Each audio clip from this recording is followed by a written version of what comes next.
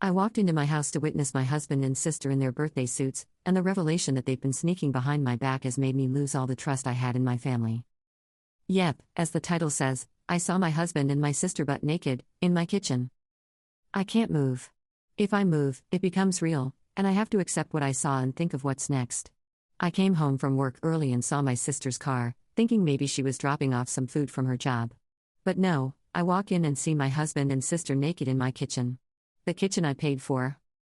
As soon as I registered what I saw, I got into my car and left. I kept driving, just driving until I found the hotel I'm at now. I don't want to believe it. I don't know what to do. My sister, my only family, and my best friend, the one who's supposed to be there for me and support me. My husband, my person, my other half, the one who's supposed to love and respect me. The two most important people in my life have ruined everything. I've blocked them both on my phone. I don't want to hear any of the bullcrap excuses they'll come up with. I don't want to confront this. I want to go back to this morning when everything was fine. Update 1. Sorry for not replying to comments and not updating, things have been hectic. I didn't think I needed to explicitly say this, but by naked, I meant they were butt naked and doing it in the kitchen. I admit mentioning that I paid for the kitchen was odd and kind of funny. But anyone that knows me knows that the kitchen is my pride and joy, so yes, when I saw my sister and husband in my kitchen, it stuck with me. And yes, they did see me. When I got to the hotel, I cried for a few hours, and then I just wanted to tell someone, anyone. The two people I would talk to when something happened in my life were the two I needed to talk about, and it was 11-something in the evening, so I wasn't going to disrupt my friends' evenings and burden them. So instead, I came to the internet thinking not many would see it. The response I received was overwhelming.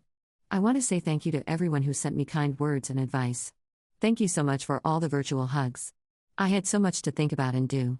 I appreciate all the love and support. There was so much amazing advice given in the comments, although a lot of it was American-based. I still appreciate it.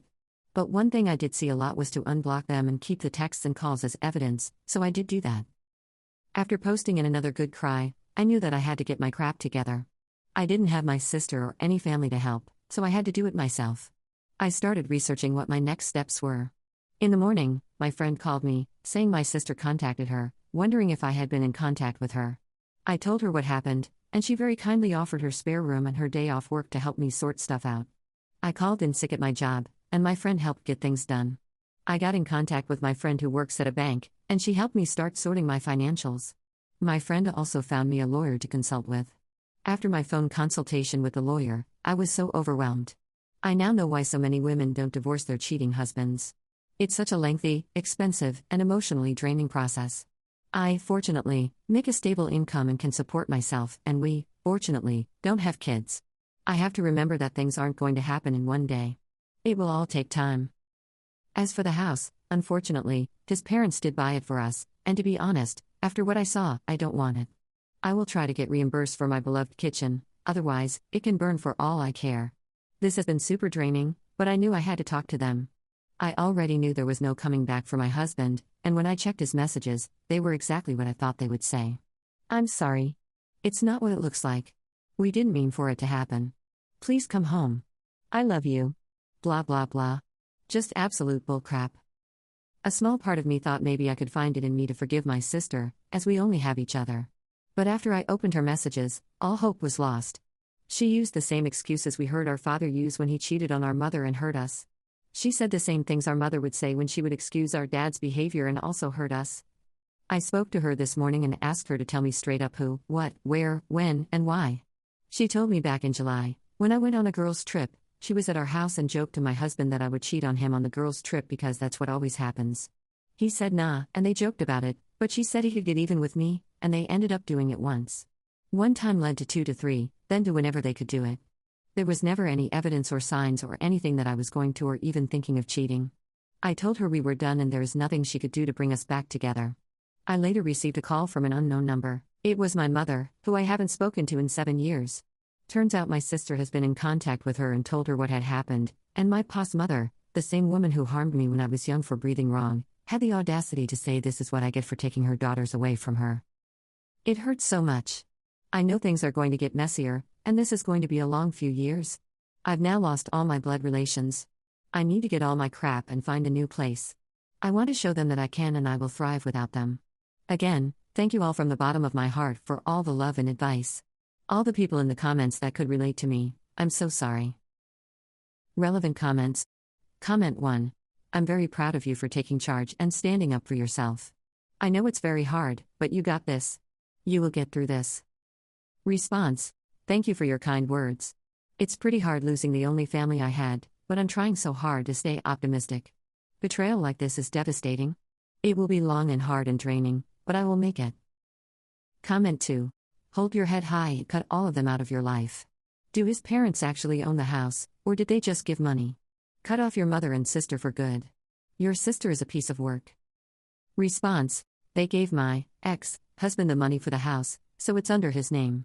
And yes, my sister can join my mother and do whatever. They're no longer related to me. Comment 3. Out of curiosity, have you asked his parents if they knew what was going on?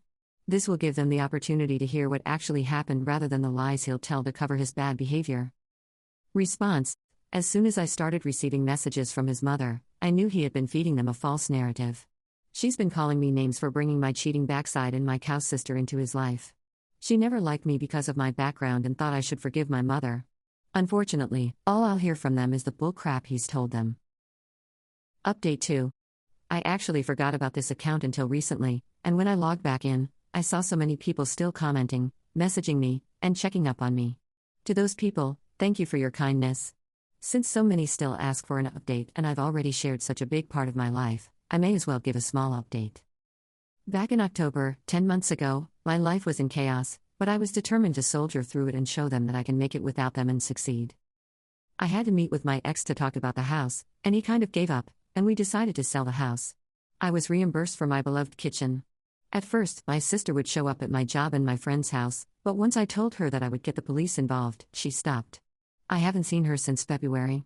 I did hear from my pathetic excuse of a mother again, but that was also shut down, and I have not heard from her since the end of last year. I'm from NZ, so my ex and I have to be living separately for 2 years before we can divorce. Although I want nothing to do with him, I'm not too fussed. 1 year is almost done. I started therapy, which has been healing.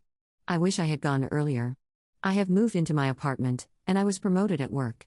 I have also gone on 2 girl trips and had some extra fun these times as I was a single woman.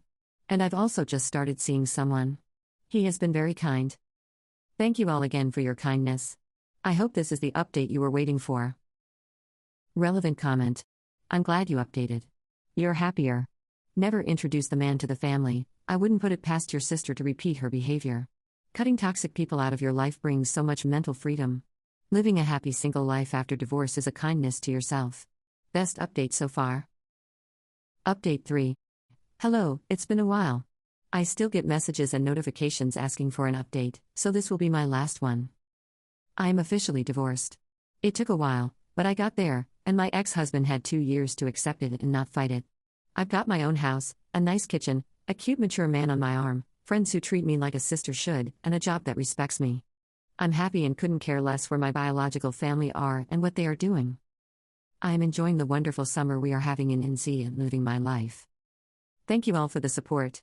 All the best.